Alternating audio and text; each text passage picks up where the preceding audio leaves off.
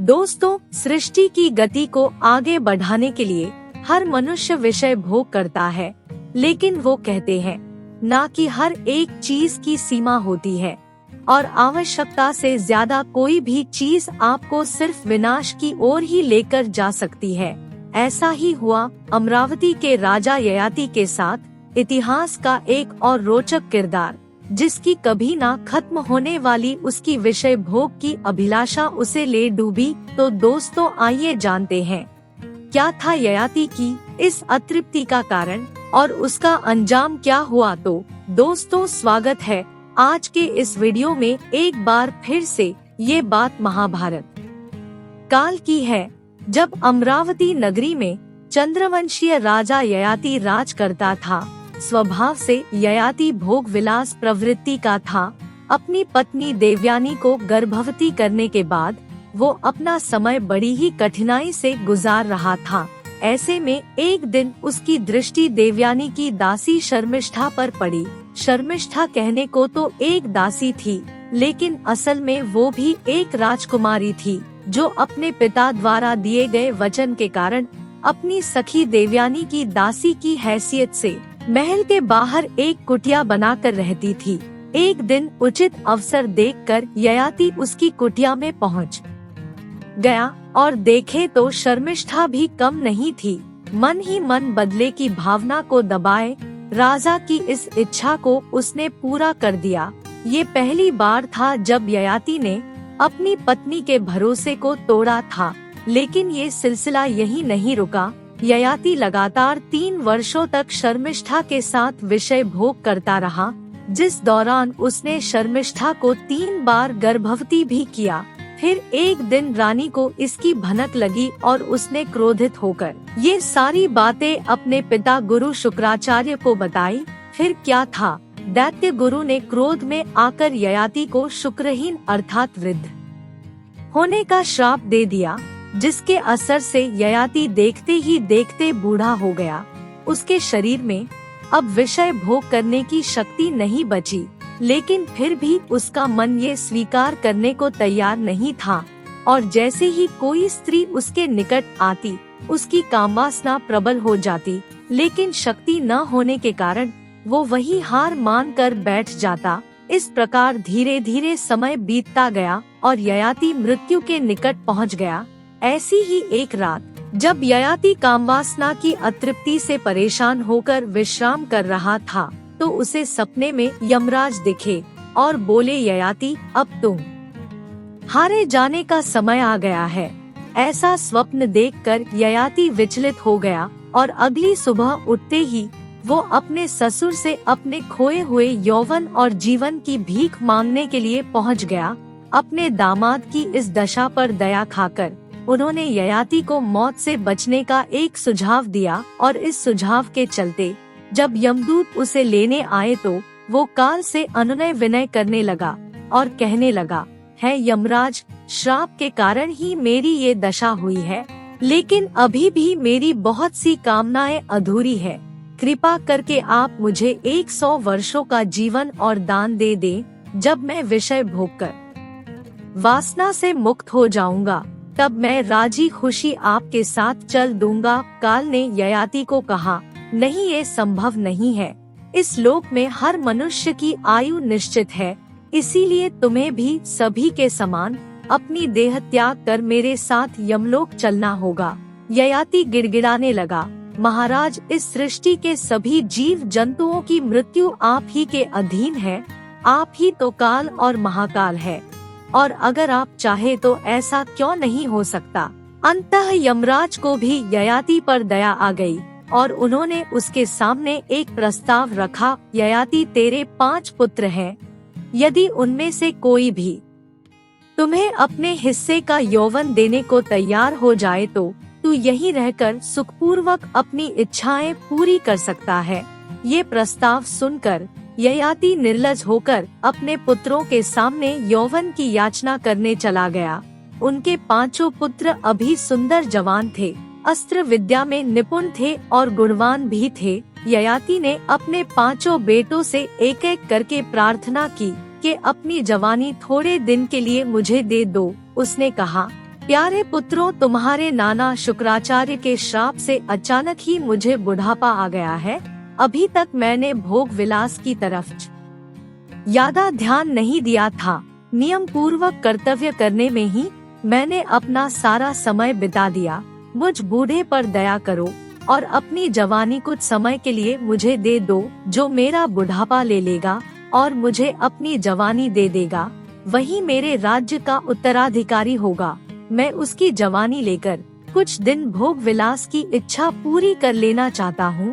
राजा की इस प्रार्थना के उत्तर में बड़े बेटे ने कहा, पिताजी, आप ये क्या मांग रहे हैं? अगर मैं आपको अपनी जवानी देकर आपका बुढ़ापा खुद ले लूं तो नौकर चाकर और युवतियां मेरी हंसी नहीं उड़ आएंगे। ये मैं नहीं कर सकता। मुझसे ज्यादा आपको मेरे भाई से प्यार है, उसी से क्यों नहीं मांगते? दूसरे बेटे ने कहा, बुढ़ापा आदमी को कमजोर बना देता है, रंग रूप बिगाड़ देता है, बुद्धि भी बूढ़े की स्थिर नहीं रहती। आप मुझे कहते हैं कि ऐसा बुढ़ापा ले लूं? क्षमा कीजिएगा पिताजी, मुझ में इतनी हिम्मत नहीं है। दोस्तों, अगर आपको ये कहानी अच्छी लग रही है तो आपसे एक रिक्वेस्ट की आप हमारे चैनल को सब्सक्राइब अवश्य करें। तीसरे बेटे ने भी इसी तरह साफ इनकार कर दिया। उसने कहा, बूढ़ा ना हाथी पर चढ़ सकता है और ना घोड़े पर सवार हो सकता है, उसकी जवानी लड़खड़ाती है। ऐसा बुढ़ापा लेकर मैं क्या करूं? इससे तो मौत ही अच्छी है। नहीं पिताजी, मैं आपका बात नहीं मान सकता। जब इस तरह तीनों बेटों ने इनकार कर दिया तो राजा निराश हो गए। उन्हें बड़ा क्रोध आया। फिर भी उन्होंने चौथे बेटे से बड़ी अनुनय पूर्वक कहा, प्यारे पुत्र, मैं कम समय में ही बूढ़ा हो गया हूँ।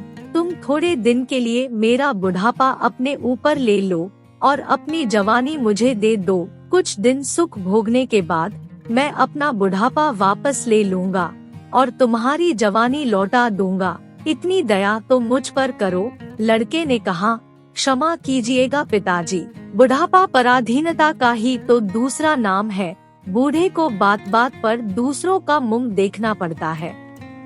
अकेला चलते हुए भी वो लड़खड़ाता है। मैं अपनी स्वाधीनता खोना नहीं चाहता। चारों बेटों से कोरा जवाब सुनकर राजा ययाति के शोक संताप की सीमा ना रही। लेकिन फिर अंत में दासी शर्मिष्ठा से उत्पन्न हुए सबसे छोटे पुत्र पुरु के पास जाकर कहा, बेटा पुरु, तुमने कभी मेरी बात नहीं टाली, अब तुम ही मेरी रक्षा कर सकते हो। शुक्राचार्य के श्राप से मैं समय से पहले बूढ़ा हो गया हूँ। जरा देखो तो मेरे सारे शरीर पर झुर्रियाँ पड़ी है, शरीर कांप रहा है, बाल एकदम पक गए हैं। इतना उपकार अपने पिता पर करो कि मेरा बुढ़ापा कुछ समय के लिए ले लो और अपनी जवानी मुझे दे दो। मैं अपनी भोग विलास की प्यास बुझा लूं, फिर तुम्हें तुम्हारी जवानी वापस दे दूंगा। अपने भाइयों की तरह तुम भी कहीं मना ना कर देना। पिता की ये प्रार्थना सुनकर पुरु से ना रहा गया, उसका जी भर आया। उसने कहा, पिताजी, आपकी आज्ञा सर आंखों पर। मैं खुशी खुशी अपनी जवानी आपको दे देता हूँ और आपका बुढ़ापा तथा राज्य को संभालने का बोझ अपने ऊपर लेता हूँ। ये सुनते ही ययाति ने पुत्र को प्रेम से गले लगा लिया। उसका ये त्याग देखकर यमराज पुरु को समझाने लगे, हे पुत्र, तुमने अभी देखा ही क्या है? क्या तुम संसार के भोग को भोगने की इच्छा नहीं रखते? पुरु ने कहा, यमराज, सांसारिक भोगों की अति ठीक नहीं। मैं अपने पिता की हालत देखकर ये अंदाजा लगा सकता हूँ। अगर मैं भी इन आसक्तियों से आसक्त हो गया तो कल को मेरी भी यही दशा होगी। पुरु की इस दूरदर्शिता का सम्मान करते हुए यमराज ने उसका यौवन ययाति को लौटा दिया। पुत्र से प्राप्त यौवन से ययाति एक बार फिर अपनी अंधाधुंध कामवासना को पूरा करने में लग गया और कब इन सब में 100 वर्ष बीत गए उसे पता ही नहीं चला। फिर क्या था, एक बार फिर मौत उसके सामने आ खड़ी हुई। लेकिन पिछली बार की तरह इस बार भी ययाति काल से अनुनय विनय कर अपनी अतृप्त इच्छाओं का हवाला देने लगा और उसने एक बार फिर 100 वर्षों की आयु को प्राप्त कर लिया।